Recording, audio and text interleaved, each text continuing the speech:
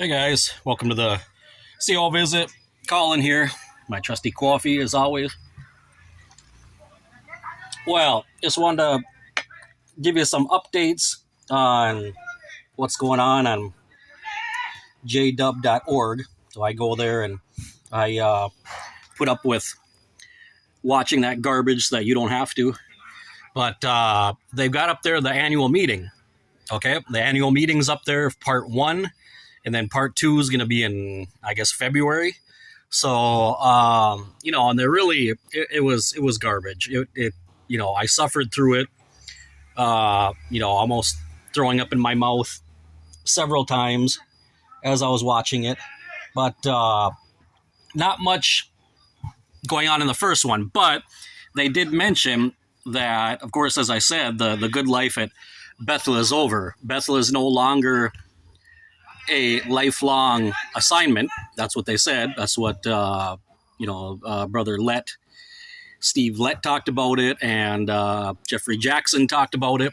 That it's not a lifelong assignment anymore. In fact, the stints that people are going to do at Bethel will be very short. They're going to go out there. They're going to have intense training. They're going to learn to do what they need to do, and then they're going to be moved along. So, and they really, really made emphasis on young brothers and sisters. Get them in there, train them, get them out, give them assignment, and you're gone.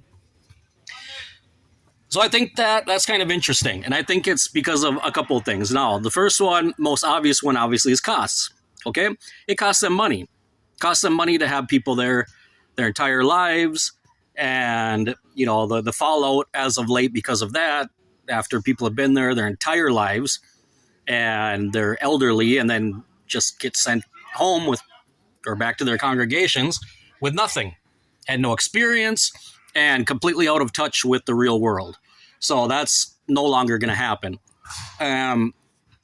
So as I said, it's very expensive to do that like they've been doing in the past. And also the reality is that today, if you compare today with the past, the Watchtower Bible and Tract Society is not printing even close to the amount of literature that it was in the past. Everything's going digital now. Everything's digital.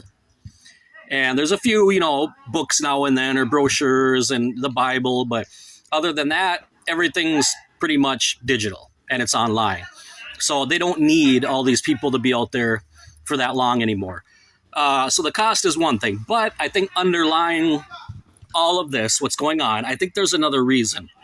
And I really believe that they don't know how to control PIMOs. That's what I think is going on as well, because we know that in, recent decade or so, maybe a little bit longer, I don't know, but with the internet now, with social media, and just how easy it is to get information out there, and they've had a lot of leaked information, videos and letters and all kinds of things that are supposed to be only internal at Bethel or only for elders or only for circuit overseers and things like that. And people in Bethel are leaking that information. PIMOs. There are PIMO Bethelites that are leaking that information. Well, guess what? The party's over, because now they're going to be cycling people through Bethel very quickly. And I think they're not able to identify these people. So I guess their way of mitigating that risk is having people there less time. The less time you spend in Bethel, the less time you have to see the Bethel reality. And a lot of you know what I'm talking about. Okay, once you get up into that level, you see behind the curtain. Okay, you get to see the man behind the curtain. So the less time people are there, the less of that they'll be exposed to, and the less opportunity they're going to have to actually be able to leak information out that they're not supposed to. So I think it has a lot to do with that too. It's a little bit of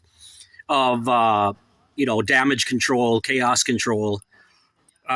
So I think the governing body now, of course, they're very up on spying on and watching our videos and other you know uh, fringe witnesses, the ones that never have profile pictures and real names and things like that.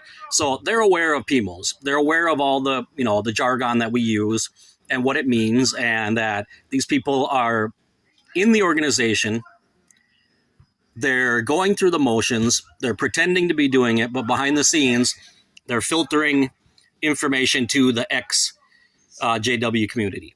Okay, so I think they're trying to kind of bar some of that by reducing greatly how much time people spend at Bethel, and thus less opportunities to get information out there that's not supposed to be out there. So that's what I think's going on right now.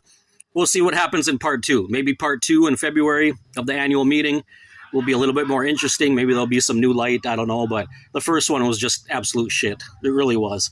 So anyway, that's all I got for today. So take care, everybody. Be blessed. See you in the next one.